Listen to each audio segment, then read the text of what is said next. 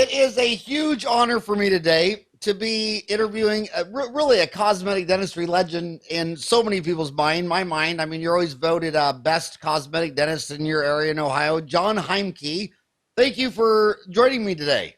Thanks, Howard. It's a pleasure. So, you're talking to a lot of kids. There's probably about 7,000 people listening to this. And how does one go? How did your journey take you from leaving dental school like everyone else in your class to being a cosmetic guru and legend in your area? Well, I finished dental school at Case, and then I went into the military. I did a general practice residency with the Army, went to Bremerhaven, Germany after Fort Benning. And then after I did my tour of duty over there from 90 to 93, I came over to Cleveland, Ohio, back here where my wife is from, and we settled down and we started some associateships, and then we bought a practice, and I ended up in a 3-doctor group, and now I'm by myself, and it's doing great. So what did you like more? Did you like group, having camaraderie of peers, or was that, or do you like being just solo? Well, I think in the cosmetic implant restorative phase, I think that part of the practice really is conducive to the solo efforts that I'm doing right now. Now, I do team with a surgeon and with a lab technician here in Cleveland, and then I have additional labs too in Manhattan. But that type of teamwork, I feel, works out better than actually in the same location, at least for me. So what do you think I got you for an hour today, lucky me and lucky to our listeners. What low-hanging fruit tips can you share on what you've learned over the years? How many years you been doing dentistry? Since 1989. So what's that, 26? 26, so 2 years less than me. That's why you have so much more hair than me. 2 years from now, you'll be just as bald as me. No, I'm just kidding. Oh, really? I don't know if I still have my wife then. So what have you learned on your cosmetic journey? What do you think is the major takeaways that you've learned on how you can do exquisite cosmetic work versus some kid starting out and doing his first anterior veneer case? Well, I think the big thing is, number one, you need to talk to the patient and then just listen and see what they're looking for. And then I want you to look at the patient's face and study the face and then correlate that to what the smile is going to be. I think too many of us focus on the teeth as the first item as far as dentists are concerned, and then we go to the face. And that, I believe, is backwards. My mentor, Dr. Larry Rosenthal, he taught me go from the face, then to the teeth. And it seems to have worked out very well. And Larry Rosenthal told me I had a face for radio. Really? So, no, I'm just kidding. That's a good joke. So I love Larry. When I did LVI, I think one of the first intro classes back when it was taught by Bill Dickerson in his dental office with Larry Rosenthal and David Hornberg. My God, that was so fun. I think it was 4 3-day weekends in Las Vegas with those three guys. Could you have much more fun than that, hanging out with Larry, Dickerson, and Hornberg in Vegas? That's a lot of egos. Yeah, a lot of, and a lot of those egos. You almost have to have an ego in order to be confident, because these young kids always get sold by the patient. And, well, I don't have money, and then they leave the office and drive away in a $30,000 car to their $100,000 home, and have already taken 3 cruises in their life. I think you need a big personality to be able to say, John, we can do that, and it's going to look great, and it's going to cost thousands of dollars. And how don't you think that the egos helps them? I mean, you don't meet very many humble cosmetic dentists for the movie stars and the. No, and I agree with you. I agree with you 100%. And that's one of the things that those guys espouse, and they're totally right in that respect. And that was one of the things that I didn't have all that confidence years and years ago, and I developed a lot of it basically because as you get better in your skills, you're able to demonstrate to the patient, because the patient's looking for someone that is going to solve their problem, but they want to have that confidence that you can solve it. They don't want you hemming and hawing and giving them 5 different treatment plans. They want you to come up with a plan and say, look, this is my plan. This is how long it's going to take. And this is what it's going to cost, because it is going to cost money, and it's going to cost a lot of money. And then we figure out how to get that done, and then we do it. I mean, just today, before I talked with you, we just finished up with 2 consultations. And we ended up, we have 2 patients each doing 20 teeth. And Is that 10 upper and 10 lower veneers? it's a combination. I have one patient. It's going to be a potpourri of bridges, veneers, crowns, all ceramic. And then on the lowers, there's going to be some implant crowns and then some veneers. The other patients, all veneers. And so, I couldn't have proceeded with them, or they wouldn't have proceeded with me unless I came across as someone knowledgeable and confident in what my skills are. And that's what those mentors taught myself and others, how to do this. You can't do this by just being willy-nilly and talking about teeth and showing them little pictures and stuff like that. They don't care about that, because the other thing I found out with patients is in the job of dentistry, especially doing smiles, complete smiles, half of the work is mental. These patients are in pain. They're not maybe in physical pain, but they're in a mental pain. And once we can help them get through that mental pain, because they're coming to you with that problem, they just, you can see it in their eyes. Look at the photographs before and after. Whenever you look at those photographs, you always see that pain in their eyes. When we're done, though, then all of a sudden it changes. Nice. And how did you learn that? Just years of trial and error? Did you take some training? Did you read a book? I train wherever I can. I mean, obviously, I did the Continuum with Larry, and I'd recommend anybody to do it. I also am a big reader, and I got the book on Nordstrom. I got the book on Starbucks. Nordstrom, do you remember the title? Nordstrom, Starbucks, you remember any of those titles? I can get it for you. I think it's the Nordstrom Way. Okay. And then there was a book on Starbucks, similar kind of book. It was written by somebody that used to work there and did like a biography of the owner or the CEO and how they do their system. I mean, as you know, and you've probably talked about it, Starbucks, they don't sell coffee. In fact, they sell more milk than they do coffee, believe it or not, because of all the stuff they put in. But actually, their main product is the Starbucks environment itself. It's that feeling you get when you walk in there. And that's really what they're selling. They're not selling coffee. And I got to tell you my Larry Rosenthal story, because this is just it's just so Larry. I mean, it just sums up Larry Rosenthal, who's a bigger than life personality. By the way, are you still stay in contact with Larry? Every so often. Tell him I want to podcast interview him. I think that would be amazing. So Larry has me come down and speak at one of his New York cosmetic events or whatever. This is way back in the day. I think might have been like 1989, 90, 91, something like that. And so I lectured his group. He's got a cosmetic deal, and he's got a bunch of speakers over 2 days. And after the day was over, we went back to his office. He had some emergency patients he had to check, and he wanted to give me a tour of his office. And then after we leave, now, if you guys don't know Larry Rosenthal, he's a good-looking guy, long black hair, ponytail, drives a black Porsche, has $1 million condo overlooking the park. But when we left his office to go to the restaurant where we're going to meet his wife for dinner, he made like 6 stops on the way home, and he'd run into these various clubs. And he would just go up to like 80-year-old women, I mean, who have all the monies, and he'd go, Margaret, and he'd give her a big hug and then kiss her right on the lips, say, Margaret, I swear, if you got your front teeth done, you'd look 60 years old. It'd take 20 years off your smile. And they're just like gooing and cooing and cawing.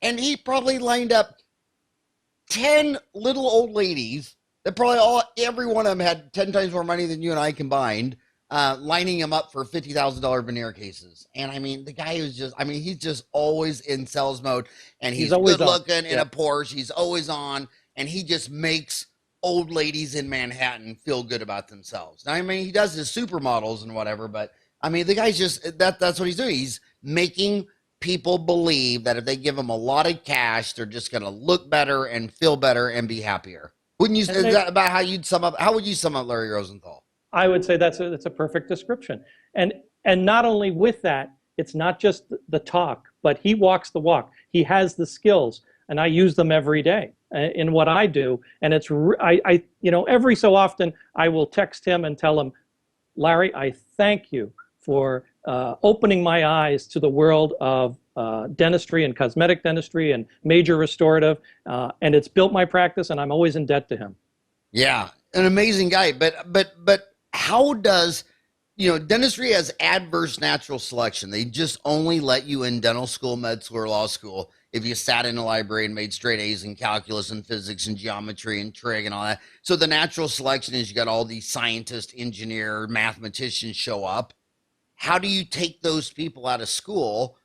Because the dental schools aren't going to accept it. If you're just like Larry Rosendahl and you have a personality and you had a girlfriend in college and you joined a frat and you just made a handful of A's, B's, and C's, they're not going to accept you. You have to be a geek sitting in a library for all undergrad. So you naturally selected out all those Larry Rosenthal types of personality. That's why they're so rare in dentistry. So how do you're talking to a bunch of kids right now driving a car. They're afraid of their own shadow. They can't ask their patients for a referral. They're afraid of their own shadow. How do they sell veneers to people who want to trade money to look better and feel better? Well, first off, you have to develop your own brand of who you are.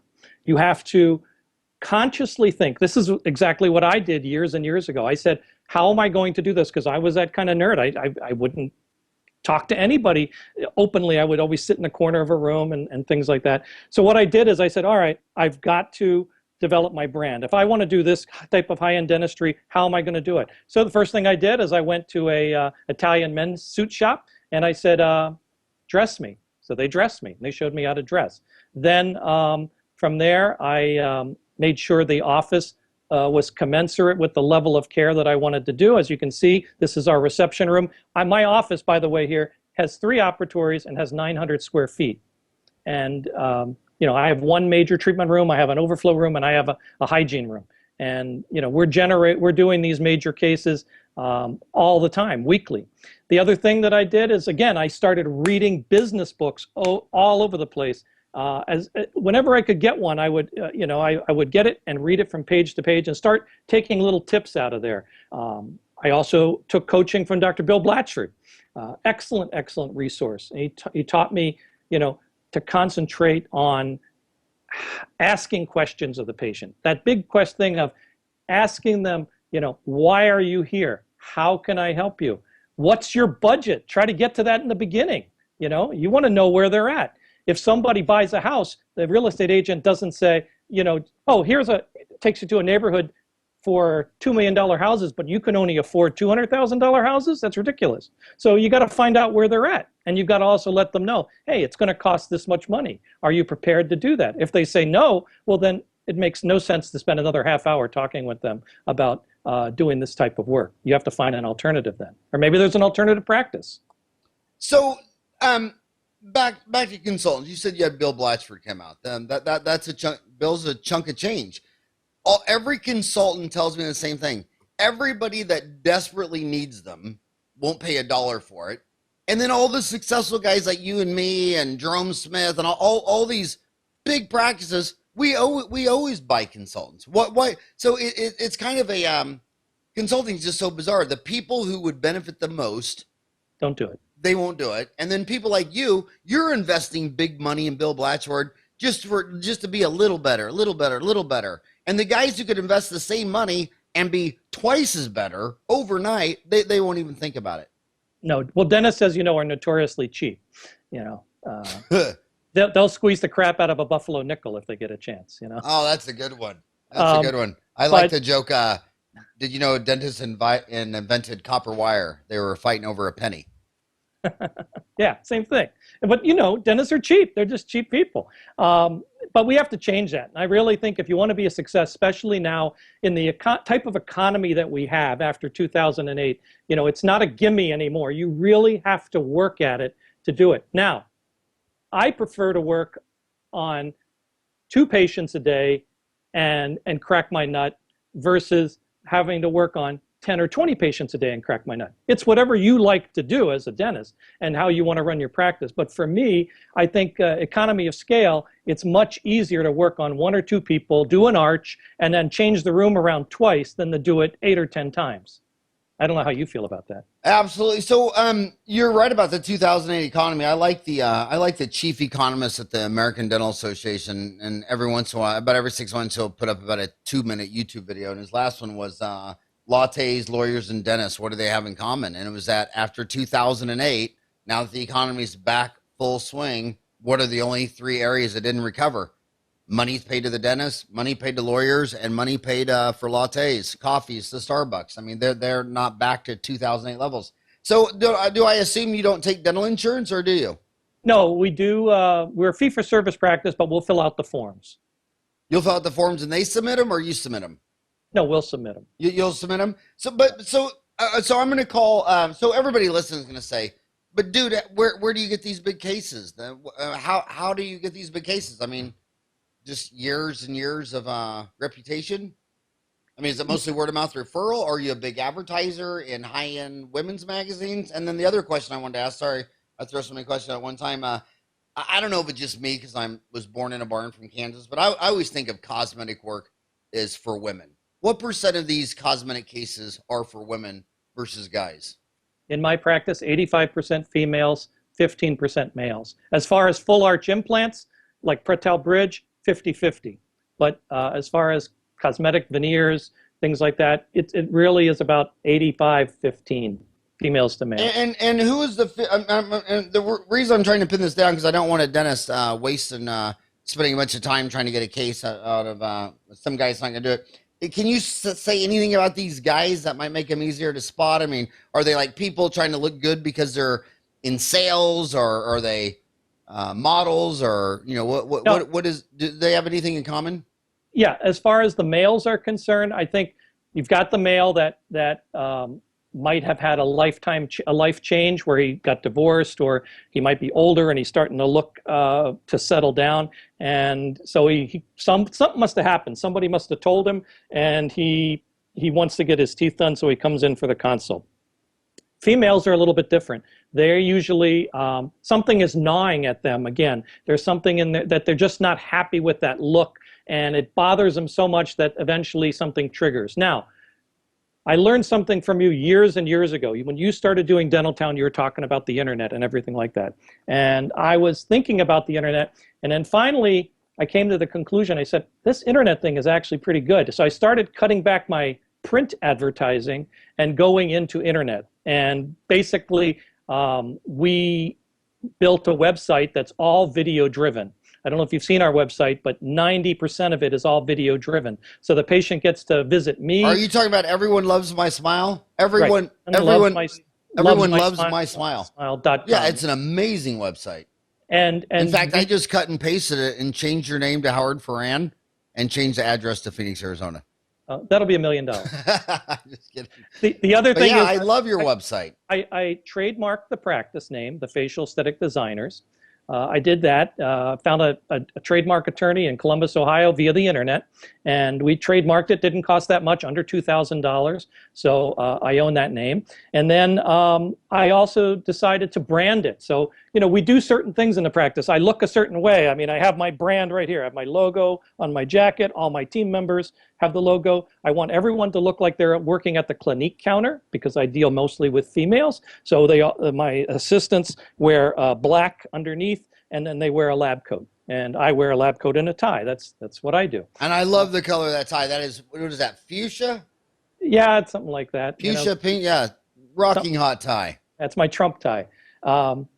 And I have the blue suit to go with it. But, that's what we did. We branded the practice, and then I started to do, we had the website, and from that point on, then all of a sudden, Facebook came in, Twitter came in, Blogger came in, and YouTube. The one thing that I do a lot of is video blogs. I will take my iPhone, and we'll put it here in my reception area, and I'll do a 1 minute or 1.5 minute video about a topic in dentistry. It could be, obviously what I do is cosmetics, so I'll talk about cosmetics, implants, how I design a smile, things like that. And then immediately I'll load it up to YouTube, and because YouTube is owned by Google, it gets ranked very quickly. And if you go on to Cleveland and type in cosmetic dentist Cleveland, go on the video page and see where I am. How long are these videos? They can range from 30 seconds to 1.5 minutes. You don't want to go over 2 minutes because people in this day and age, they're video driven. They want to see everything visually. They don't want to read a lot of stuff, but they're not going to stay on it very long. They're not going to stay on it very long. So you want to keep it under a couple minutes. I do local TV shows. They have a chat show at NBC here in Cleveland, so I'll do that periodically. That's how you get the confidence also, because you start to do these little videos, and you might be a little rough at first, but people don't mind that. They understand you're doing it. Actually, they like it better than a very slick thing that's done, where it's edited by a professional and all that. But the other thing is you're going to get confidence when you go on these shows, because then you can, you're speaking to thousands of people, and you just get that feeling, hey, it's not so bad. And then you can sit back, and then when you're chatting with patients, you can kind of have a better rapport with them because you feel more comfortable doing an interaction. So let's talk about, so you say you basically went from old style print, yellow page newspaper, printed physical stuff to digital. Right. We don't do any yellow pages anymore. No yellow pages. So you mostly do digital. So it's a great website. Everyonelovesmysmile.com, and that's getting good Google search because you feel you're placing a lot of 1 to 2 minute YouTube videos. Right. And you can edit it yourself, and I would try it. Just use your iPhone. I bought a little thing off of Amazon, and it was a little tripod for $15, and I do it myself. You don't have to hire some guy that's going to charge you $1,000. It's another thing. Dentists hire sometimes people to do all this stuff, and now the website was expensive, but doing your own video blogs is virtually free. Did you have a dental company build your dental website, or was it a non-dental company? No, I had Jamie Lynch out of San Diego from veneervideo.com, and he does not only dentists, but he does regular business, businesses other than dental. But he cut his teeth on dental, and he really knows video marketing and how all that works. Jamie, JAMIELYNCH, Jamie Lynch. Veneervideo.com. And is veneer the dental veneers, or is that used in another way? Well, because like I said, he cut his teeth, so to speak, on doing these websites for dentists in the beginning. That's what he called it, veneervideo.com. Okay, I think I just found him, and now I think his name is San Diego Production Company. Is that right? Oh, he might have changed it, yeah. Or Runstar Media or something like that. But Jamie's phenomenal. He's an innovator, and he was telling us to get into video before any of that ever came into being. So what about Facebook and Twitter? I have my private Facebook page. I have the business Facebook page and all that. And I constantly add content to that. Twitter, I link it. And one key thing with social media is you want to link one to another. So Twitter to Facebook, Instagram to Facebook, things like that. You also want to do a blog. I do a blog. And then Blogger is what I do, and Blogger is owned by Google. So it's very good when you put a blog on there, because if it's something... Bloggers is owned by Google? Blogger is owned by Google. Huh. Blogger. Blogger. Yeah. Is there an S? No, it's just Blogger. Blogger.com? Yep. Because I like to know all the Google properties, because 85% of the searches minimum are done on Google. And a lot of people believe that if you are creating content on YouTube or their other properties, like Google Plus or YouTube, or you're saying blogger.com, that helps your SEO. Yeah, all that stuff, all those little things feed in. It's like multiple paths to my website, and everything goes to my website. And any advertising I do or marketing that I do, I want it to go to everyonelovesmysmile.com. I don't want it to go to John Heimke. Nobody will remember that name. I want them to go to everyonelovesmysmile.com. Why did I pick everyonelovesmysmile.com? Well, it's natural. The patient says it, mentally they're going automatically now, everyonelovesmysmile.com. Maybe if I go to that place, everyone will love my smile. You see, so you got to think a little bit, and that's where the business aspect comes in, where you learn how other businesses do things, how they figure it out. There's a lot. They're spending millions to do that, and these businesses don't sit on their laurels. They, IBM, Google, Microsoft, all these places constantly send their managers and employees to training, like you were saying about Bill Blatchford. They're constantly training their people, and when they're doing that, Those are potential dollars that may go to that company but not come to us. And it's not all about dollars. Obviously, it's what we do with the smiles, but we have to get paid. And if you want to attract these people, you're going to have to work at it a bit. What percent of you say the people coming in and getting a full smile makeover are fixing themselves up because they just got divorced? It seems like I always notice that a lot. Do you notice that a lot? There's a fair amount, and I can tell you what happened since 2008 too. A lot of people, companies downsize, and when it comes down to firing this person or this person, they've done psychological testing, and they found out that HR people are saying, "I'm picking the better looking person and the one with the better smile." It's just a fact of life. That's why I chose to own my own company. There you go. Me too. Did you find it? That's one on YouTube. He's got them all over, but I can't find like one site that has a bunch of the videos.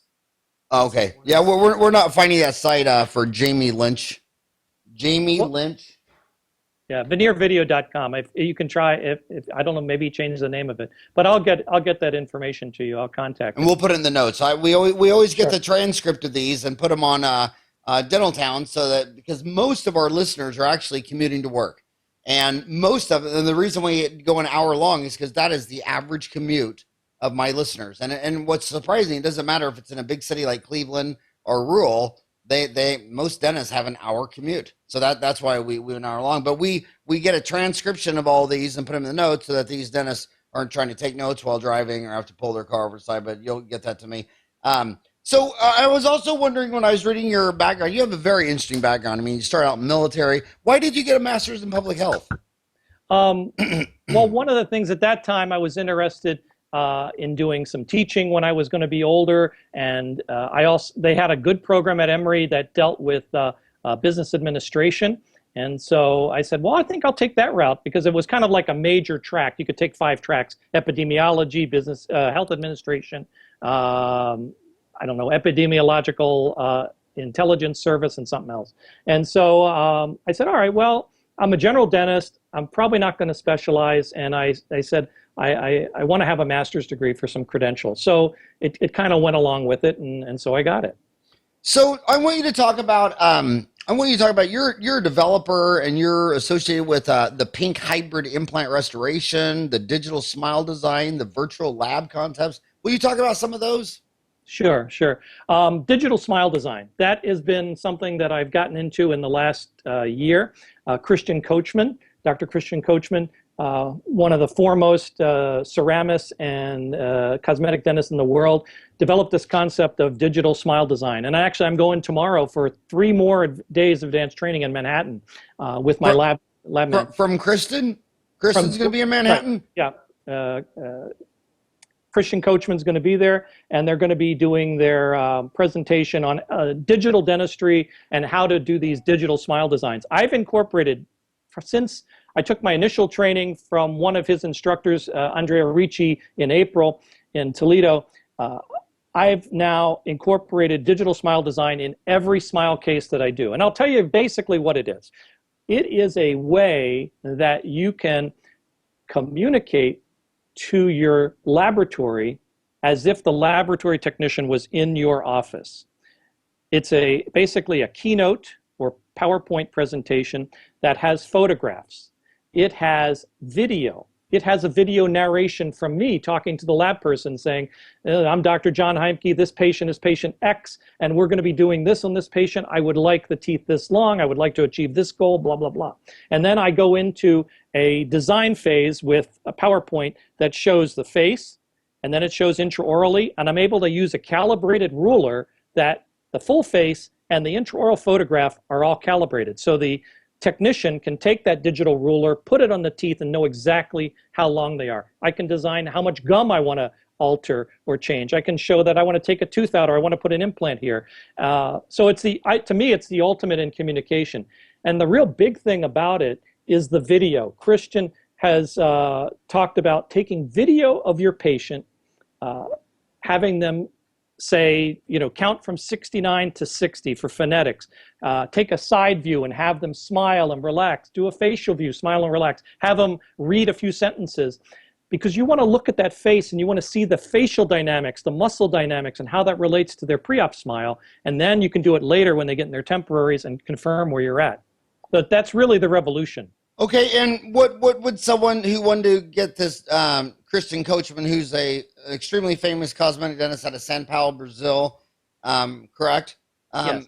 How would they get this digital smile design? How much does it cost? How would they learn how to use it? The beauty of his system is you're using PowerPoint or Keynote. So if you have a Mac and you have Keynote, then he's going to teach you to take photographs. Well, he'll tell you what photographs to take with your digital camera. And then you can take your video. I do it with my iPhone.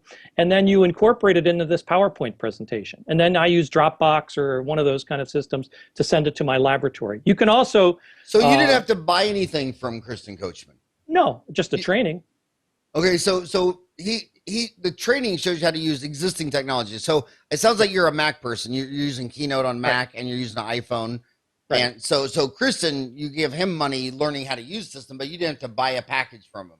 No. And they have some, now they're coming up with ways of communicating to different laboratories all electronically through digital, and there's some costs there, but I haven't gotten into that point. I don't know if I will at this point, but it's more the digital smile design, which is phenomenal. When I've sent it to my laboratory, to Peter Kavaris in Manhattan, my oral design ceramist, he called me on the phone when he got the first one. He said, I can't believe the information that you're giving me here. I actually have video of this patient doing their phonetic sounds. I'm seeing the side of their face. I'm seeing them, move versus just a picture of their face. And he can do so much more with that when we're designing the wax up and the smile. And plus, who's your lab man? What's his name? Peter Kavaris. How do you spell Kavaris? Kouvaris. And where's he out of? He's in Manhattan. You're using a lab in Manhattan, New York? Yeah, for 14 years. He's an oral design ceramist. I don't know if you're familiar with Willie Geller. He's one of the foremost ceramists in the world. And anyway, Willie Geller, do they work together? No, Willie is the mentor for this group of 60 master ceramists. What's his name? And Willie what? Geller, Geller. And where's he at? He's in Switzerland, either Zurich or Geneva. I forget which. I think it's Zurich. And are they big Kevin Coachman fans too on this digital smile design? Well, Peter's going to be taking the course with me tomorrow for over the weekend. So if you did this, you would need your lab man involved with that, obviously. Well, I think they don't necessarily have to take the training. He wanted to take the training so he could have even more information on it. But he got it right away. I mean, as long as you have a computer and for example, he's not Mac, he's a PC. So I just convert my PowerPoint into my Keynote into a PowerPoint presentation, and I send that over Dropbox to him, and he got it right away. If you see it. So that leads me to another question. You're talking about your lab man. In our lifetimes, CBCT, Cad-cam is getting big and huge. And there are a lot of cosmetic dentists saying they're doing veneers with Cad-cam. What do you think about that? Are you doing any anterior cosmetic work with Cad-cam, or are you sending it out to man-made labs for that level of aesthetics? For that level of aesthetics, we're doing man-made. And I really think, no matter what, digital, I love it. I really love it. I think it's great. However, that 20% or 25% to really take it over the top, from an average to a unbelievable veneer, you need that master ceramist to do it. You need somebody that's literally a master in doing that, so they can take, they can blend the shades, they can then bring out the life in the tooth.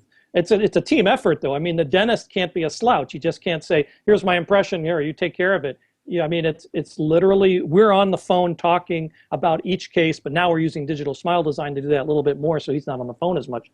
And then we're getting that superior result. We've even come up with a concept, like we're doing Skype right now. We've done a few Skype consultations from my office in Cleveland directly to Peter in the lab while I have the patient in for consultation. So are you Skyping me right now on an Apple computer? Yes. Okay, because Skype's owned by Microsoft. Interesting. But back to America, I mean, in our lifetimes, I mean, when I got out of school in 1987, there were 10 times as many programs teaching you how to be a lab tech. So when you're talking about a master's, they pretty much closed all those programs down. It seems like whenever I meet a master ceramist, they're always from Europe, Germany. You said Switzerland, Sweden. Do you see the master ceramist pool of master ceramists shrinking and shrinking and shrinking? I mean, is it almost a dying lost art, or do you think it's going to rebound, or what do you think about that situation? I think there's some young guys out there, the DTG guys, that are like the young bucks, the hipsters of high-end cosmetic dentistry. I see them coming up, but that's going to be a small part. I think it's going to be about 30% of the market.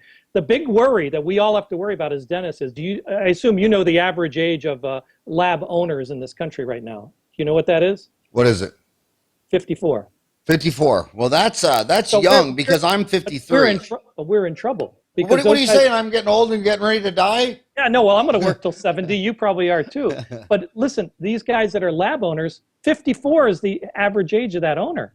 He's going to work maybe another 10 years. And that's the majority of them. Imagine when they start retiring in bulk, who's going to take over from that? What are we going to do? Yeah. Yeah. But you know what? When you've lived half a century, you start losing things of like right and wrong, and you start understanding, like, you see patterns. And I always see the cycle, like from 93 to 2000, when the stock market's going to go up every day forever, and then it comes right back down. Right now, people think they're taking the last 10 years of the growth of corporate dentistry, and they just keep saying it'll do that every same unit of time, and you just know that's never going to work. Everything ebbs and flows, ups and downs. So I'm almost smelling a rebirth of the small lab. I really am. Oh, I would think so. And it's going to be a 1 or 2 person laboratory. Yeah. Niche markets, to where, if you want the wham bam, thank you, man, the big mass produced digital stuff, that's all good. But when you start having, I get nervous. When some guy comes in like me, looks like me, some older guy, whatever, it's all good. And we can do Cerac, Cad-cam, same day, front two, stain glaze, whatever. But if they start coming in and they start looking hot, and they start pointing and talking, and you just realize it's another level, I switch to man-made every single time without even blinking. Right. I mean, I'm not even going to go there. So my listeners, you got 7,000 dental homies listening to this thinking, man, this is a lot. How to going from, setting up this digital smile design. How would you recommend someone listening to start learning more about that? The one thing with digital smile design, you have to take the course. You have to take the training. And how would they find that course? Either Christian Coachman, dsd.com, digitalsmiledesign.com. And you should get to the website. I know after New York, they go to Las Vegas. And after Las Vegas, might be Mexico or something like that. So I know he's completing a world tour. So I think he's going all the way to December. So I think there's 3 or 4 more dates coming along. Boy, you know what I wish? I wish you and your lab man, I wish you and Peter Kavorse would make a 1-hour online course on Dental Town to go into more detail about that. Both ends of the same stick. Were you guys talking about that? I think that would be amazingly cool. Have you ever thought about doing something like that? Yeah, we can do that. No problem. We can get something together. I can get Peter on. He's a very dynamic personality. He's a true artist. In fact, if you look at my YouTube page, there's a video with Peter and I at his studio in Manhattan. He literally is a block from the Flatiron Building down there in Manhattan on 18th Street, 18th and 7th, I believe. So it's a fantastic facility. I have patients from Cleveland, not a lot, but a few, that really want that specialized care, and they didn't want to do a Skype. So I said, well, I tell you what, do you ever go to Manhattan? Do you want to go see a show over a weekend? They said, yeah, that wouldn't be bad. I could go up there. And so he sets up an appointment with them, and he'll do a personalized consultation with them. I just had a patient do that. She went up there, gave him a call 2 weeks or 3 weeks ahead of time. She was going to be there for some business and then do some personal stuff. And she made the appointment, and she did a personal consultation. Now he's completing the wax up, and we're going to go ahead and move forward with the case. And if you're going to get a play, I still think I've seen so many plays. I still think Wicked was the best play I've ever seen. Did you ever see that one? Yeah, it is good. Did you like it? Yeah. Was that one of your top faves of all time, or? I'd say it was probably in the top 10. Name some other top tenors that you like. Well, I like the Rodgers and Hammerstein plays. You know, the South Pacific, Sound of Music, all that classic stuff, Carousel, all that kind of stuff. Yeah. Did you see Did you see the Book of Mormon?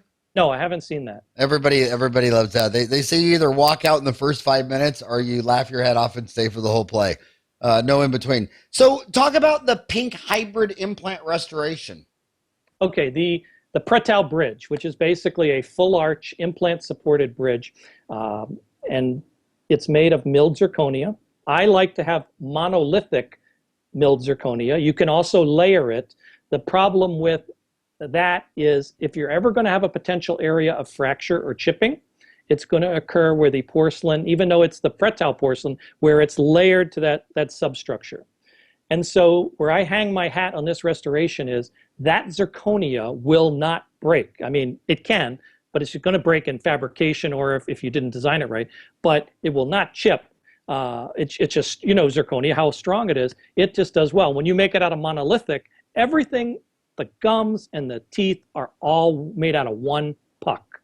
So it's and history has burned us before. Remember back in the day when the targets came off the Vectrus, the art glass delaminated. Whenever you put two Oreo cookies together held by a cream, that the juncture is the weak spot. It's just simple physics, and that's what you're saying to avoid. You just like one material. You just like the cookie. You don't like it juncturing and attaching to another one because that's the area where it can go wrong. Right. And these patients that are opting to have their teeth extracted, because most of them, they have failing teeth, and so we're going to remove the remaining failing teeth.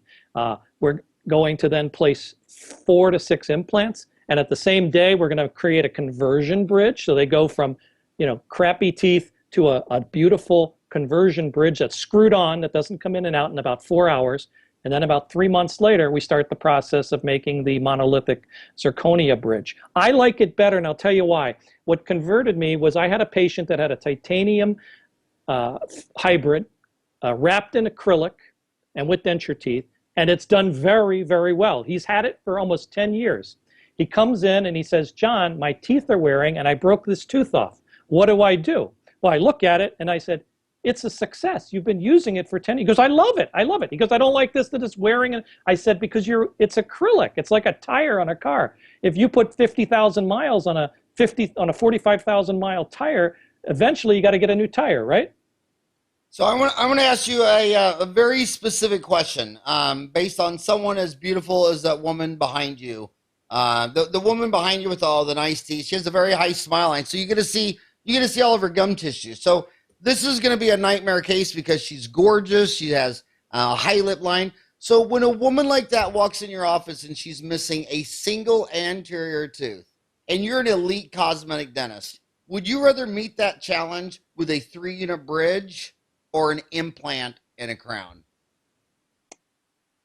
I usually opt, in this case, for a 3-unit bridge. Yeah. But I'll also probably not just do a 3-unit bridge. If it's number 8, I'm gonna probably go and do more teeth onto the other side. Otherwise, it might look awkward. I mean, we can get very close, but it's like I had a patient come in the other day, fractured number 9, some kind of sports injury, and we didn't just do number 9. We're doing 8 and 9. Yeah, but so you agree? We both agree that if aesthetics is your number one priority, you could probably nail it better with a bridge than an implant and a crown because you just don't know how the implant's going to heal. You don't know where the tissue is going to end up. There's just so many unknown variables, which if you did that to me, we're all good. But if you did it to the woman behind you, she's not going to be a happy camper if that implant is showing or metal, correct? Yeah, I'm in agreement with you on that, yeah. And I know there's guys that say they do wonders and all this, but I mean, still in the anterior, I mean, you know, being that the kind of practices we have to produce for these patients, and they're not exactly patient all the time. And like you said, you get that little bit of a recession and you show a little black, you're sunk. I'm going to ask you another question specifically. So obviously gravity is pulling every one of our body parts down to the ground. So when you see young girls, high lip lines, when they smile, it looks like their upper liver showing. And every 10 years, that lip's just coming down and down and down. And they want teeth to show. What do you do when some lady's in there and she's 60 years old and her lips are hanging so low, she's not showing teeth, and she wants these big bright smiles? How far do you go lengthening teeth for a smile? And another thing on the age, when you're looking on TV, these guys that are 80 years old, they don't show any upper teeth. In fact, sometimes by the time they're 80, they're showing lower gum tissue. So Yeah. what do you, and then on top of that, as they're using their teeth for 6, 7, 8 decades, they're wearing their teeth down. So they're wearing their teeth down from erosion and abrasion, and so their teeth are getting shorter and their lips are coming down. How much do you lengthen anterior teeth so that they can show some teeth when they smile? Well, obviously there's some limits in there. I mean, I personally, my kind of ratio that I go by is I like teeth to be somewhere between 10 and 12 millimeters in length. That's my ideals. And I really For don't central incisors? Yeah, I really don't go that much further, maybe a millimeter in some cases, but I really don't vary that, too much. Now, a lot of times when we're building a smile, the buccal corridor is deficient, and so a lot of things go south on the side, and that brings everything down. So one of the things that we do is we build out that buccal corridor right and left, and I also have Peter build a little height of contour in the gingival third. That'll cause the muscles on the inside of the mouth to kind of cause that lip to evert a bit, and you're going to get a millimeter or so from that. So it's kind of an internal facelift kind of look there. And since you opened that Pandora's box, what do you think about Botox and Dermafill? Are you using that? Are you doing that yourself for some of these cases, or are you sending that out to a cosmetic dermatologist? Or Yeah, I was trained by Louis Malmacher on Botox and fillers. I do it very conservatively. I mean, Botox, I love Botox. All my staff has Botox. Botox is an excellent product. I just can't say enough about it, and it's a self-recall kind of thing. And dentists, if that's in your state and it's allowed, take the training. It's an excellent adjunct for the patient, especially, look, when they get their teeth done, then they do want to look a little bit younger, and so the Botox will cause these wrinkles to kind of soften a bit. I only do the forehead, I do the brow, and a little bit the crow's feet. That's the only areas I do. And then I do a little filler on the nasolabial areas, and I'll do the lips a bit. Most of it is Botox, though, and I think it's an excellent, excellent adjunct. And considering that people come in on a 6-month recall anyway for cleanings and that's a good recall for that product. so you would recommend training by Louis Malkmacher? God, that's a hard name. Is it Malkmacher? Malkmacher, yeah. Malkmacher. I love that guy. I love him. He's just an adorable man, and I love his wife. He's just a great. But you'd recommend him to train you for Botox? Yes, it was excellent. It was excellent training. And I, like I said, I haven't looked back on that. I think it's patients, they'll come to me and I'll do it. And if they want, really weird spots for the Botox, they say, look, go to your dermatologist, go to your plastic surgeon. And now the plastic surgeon in my area loves me because a lot of times the patients will want their eyes, they have big baggy eyes. And I'm like, look, go to this guy. He's very good. He'll do a nice eye tuck there. Your Botox is doing what it needs to do. But, now it's time for a little eye job. Well, I'd much rather have an eye job and a little Botox than getting my whole face tightened up, And how much do you charge for these Botox chops? How much time does it take you? How much does it cost for you to buy the stuff? Well, Botox is sold by the units. I think a bottle of 100 units is about $550, $600. Okay. And let's say the average patient takes, about 37 units, 38 units. And, the price range in Cleveland, I know ranges from about $9 to maybe $20 a unit. And how much you charge? I'm right in the middle. I'm at 15. So if you bought that 100 units and you're at 15, so you'd buy 100 units for $600, and if you use that all up, how much would that be? Whatever, 15 times $1,500. Yeah. $1,500. And how much time would that take you to? The average Botox patient, let's say they're coming for a recall. Recall takes 5 minutes. Takes you 5 minutes. Yeah, injecting it takes about 2 minutes, maybe. 2 minutes. And what percent of the patients like it? I would say 99%. 99% look in the mirror and say, "Thanks, doc. That was worth it." Yeah, and we do not call them back. They like right now we're getting into the holidays are going to be coming up. So I told my staff we better order Botox. The other thing is it's one of those things you get it in a day, so you don't have to keep unless you know you're going to have a tremendous volume. You don't have to keep a lot, in your stock. You call them and you say, look, I need 2 bottles. You get it tomorrow. And where are you buying this from? Does your dental supplier, does Patterson Shine Benco sell this, or do you buy it somewhere else? No, I buy it directly from Allergan, the people who make Botox. Okay, spell that. Allergen. Yeah, Allergan. Allergen. Allergen. Yeah. Interesting. And how long have you been doing that? 5 years. And how long do you think it usually lasts?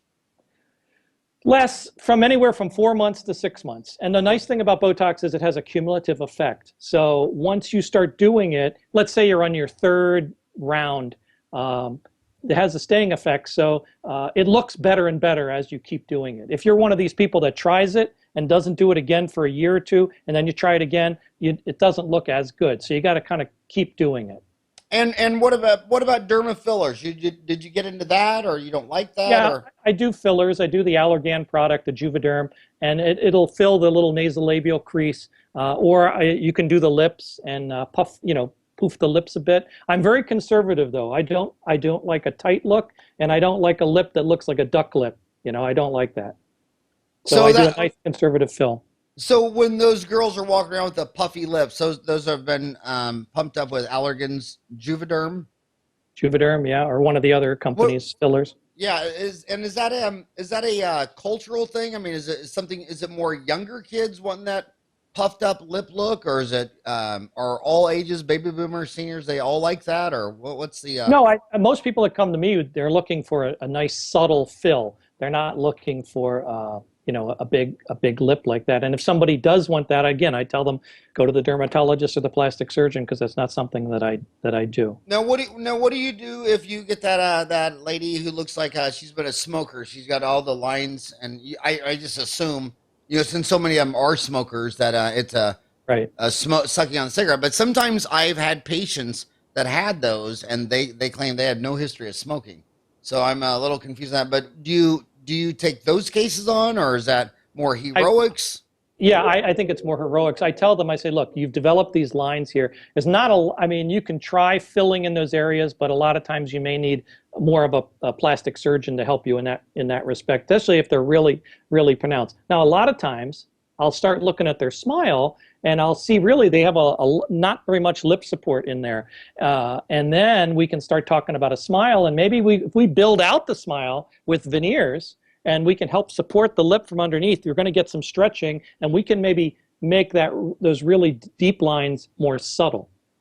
So talking to these podcasters, they're awfully young. I mean, they really are. I mean, it's if you lined up 100 dentists and they say, "Oh yeah, I listen to podcasts every day or week," they're young. They're under 30.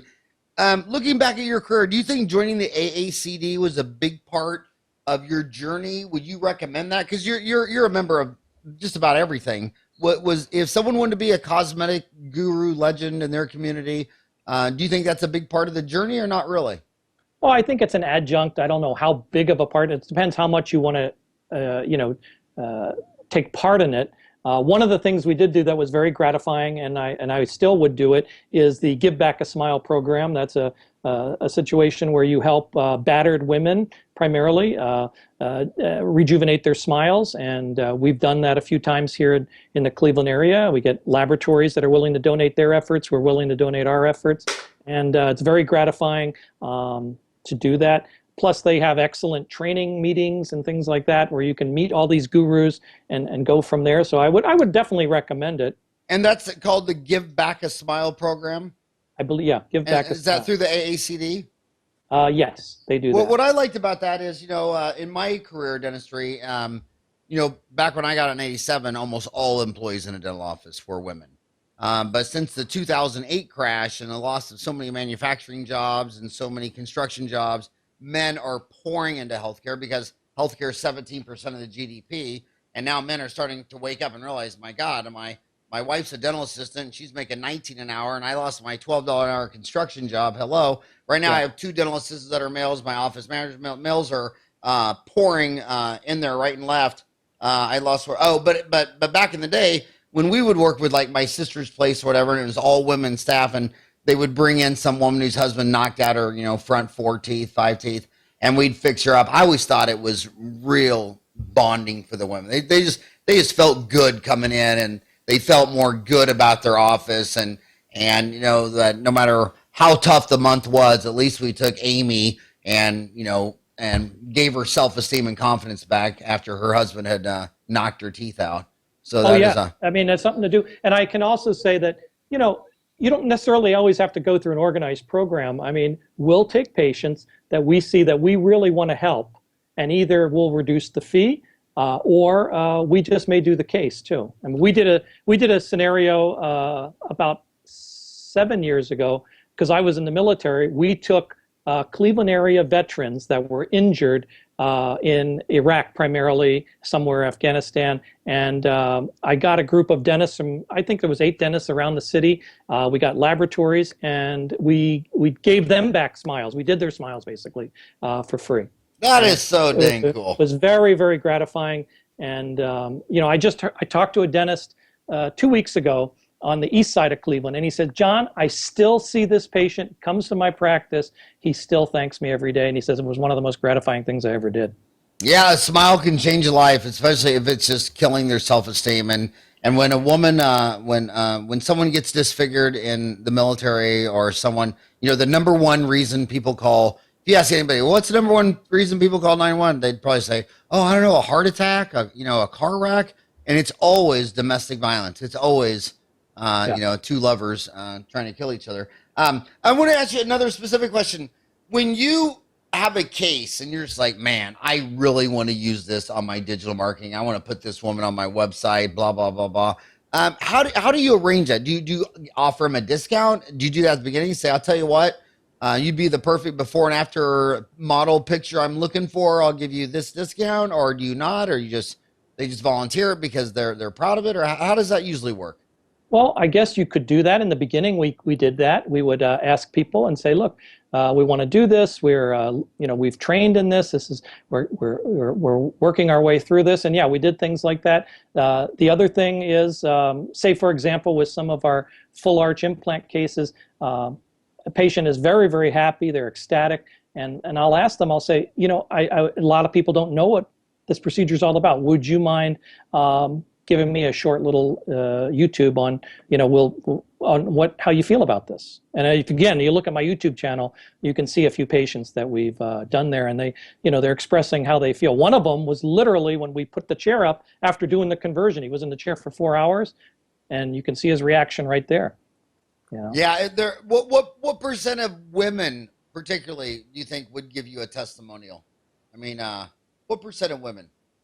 Probably, well, most of mine are males, so yeah, I would say a small percentage. It's mostly they don't like to tell you their age, and they don't like to admit to any cosmetic procedures, especially not one that's going to be splashed out on Facebook, YouTube, and Twitter, and all that stuff. So you definitely have to chat with them. Don't take that willy-nilly, and make sure that all these parameters are laid out. And yeah, but I'll tell you what, how I picked up a couple of the years. I remember one time. 4 of us dentists were at a Phoenix Suns game watching Charles Barkley, and our server was just gorgeous, and she just had horrendous teeth. And I told her, I said, I will do it for free, because I needed before and after models, and nobody would consent. And even telling her for free, she had to think about it for 3 months. Right. Because just the psychological trauma of, and she lived like an hour, about 30 minutes west of the stadium, and I lived 30 miles south of the stadium, and it still took her 3 months, but it was just a rockin' hot before and after picture. And then, so I only got you for 1 more minute. My last question is: you're also a member of the Pierre Fauchard Academy. Pierre Fauchard is known as what the first dentist, really, in France. Yeah, so a lot of Americans say the father of dentistry is G.V. Black, but that's an American 1898, whatever. But Pierre Fauchard was a century before that. Why did you join the Pierre Fauchard Academy, and what has that done for you? Well, basically, it's an honorary fellowship, and I was nominated, and I read about what it was all about, and a number of dentists in Cleveland. It was a big honor, and I said, "Well, this sounds pretty good." Again, it's one of those additional honors that you get when you do things, and I guess people recognize you. It makes you want to come to work every day. As far as continuing your work and continuing always to learn. Even though I'm 53, again, training is a big thing, and I try to do at least almost 100 hours a year because you always learn something. And that's why go ahead. Makes you better. It makes you better, and it's also going to generate more business for you because face it, we run a business. This isn't for free, but also we're very, very talented as dental practitioners. I don't think a lot of people appreciate, the skills that we have can impact people tremendously. And there's so many people that want to do it. And I can tell you another thing. The vast majority of my patients are middle-class patients. They're not rich people. There's some, but most are just middle-class people that are just fed up with having a crappy smile. See, I heard Cleveland was all millionaires. Oh, you did? So are you a big Cleveland Browns fan?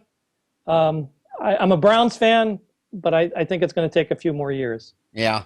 Well, Really hey, good. I'll tell you what, you're a rock star. You're an idol in so many minds. You're an idol in my mind. Thank you. I really hope you have Peter call me to do a podcast. That'd be great to have you followed by him.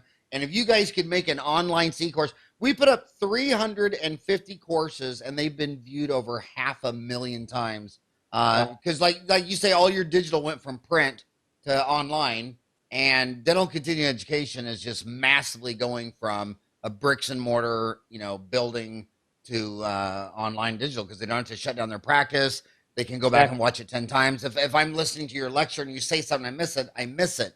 But digitally, I can rewind it, listen again. They don't even have to take notes.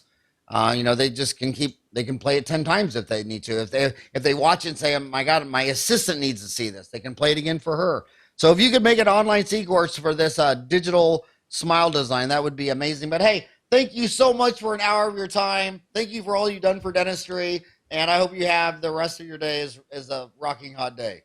Great. Thank you, Howard. It was a pleasure. We'll get that together for you. All right. Have a great day. Bye-bye. Thank you. You too. Bye.